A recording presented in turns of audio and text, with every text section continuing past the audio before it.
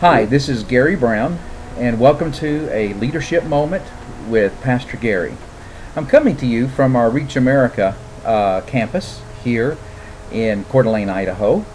I will be returning up to the Big Creek area, however, for some future segments, but I wanted to make sure I got this segment in today before maybe something happened I didn't make it back up to Big Creek. You're going to learn real quick that there's nothing fancy about me.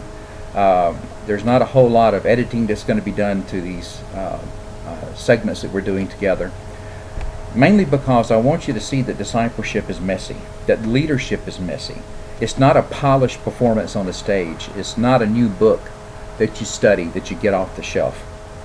Is that we have a lot of little sayings at Reach America, and one of them is, only a changed life can change a nation.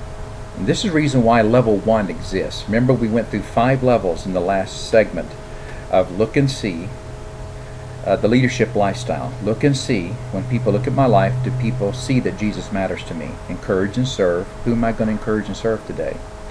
Adjust to an apprentice. A, when I sense God working in someone, am I willing to adjust my life? 4, develop leaders. And 5, success. Are those I'm leading growing? Level 4. And level 5, are those I'm leading others? I want to begin this breakdown of those 5 levels by really looking at level 1.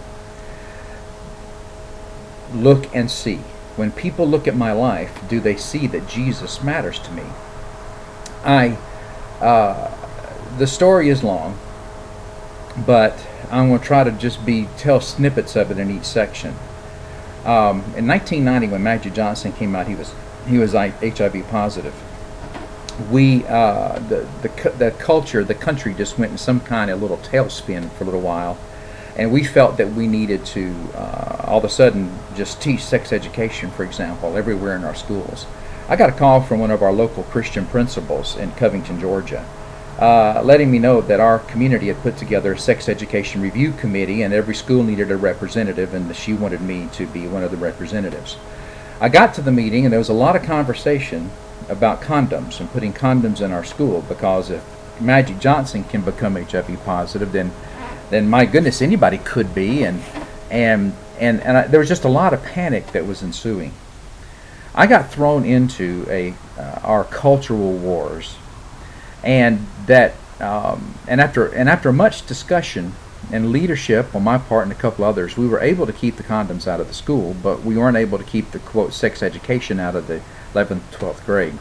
But because they didn't have a curriculum necessarily to address quote sex education from a non-condom perspective, they asked me to put together one and teach it. Next thing you know, I'm teaching everywhere from 4th grade and up quote sex education, which really wasn't sex education, folks. It was more of an abstinence-based family and marriage and responsibility curriculum.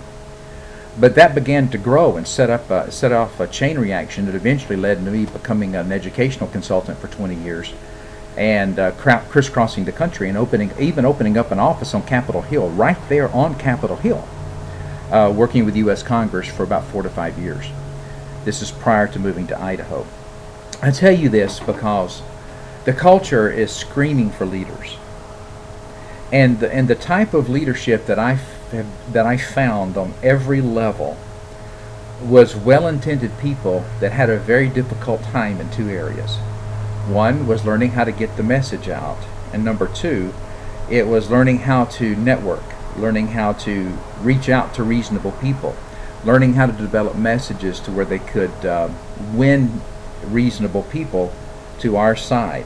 Now, it's not just our side, it's God's side.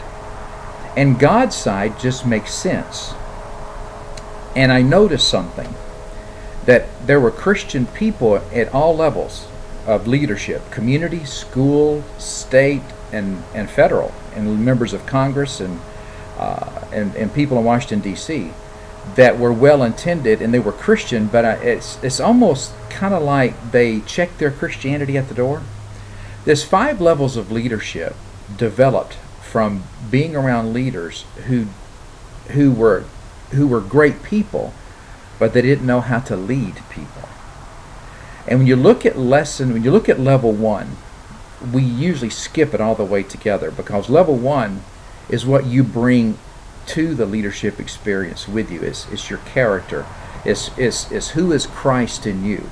That when people look at your life, do they see that there's something dramatically different about you? And we know that difference is Jesus.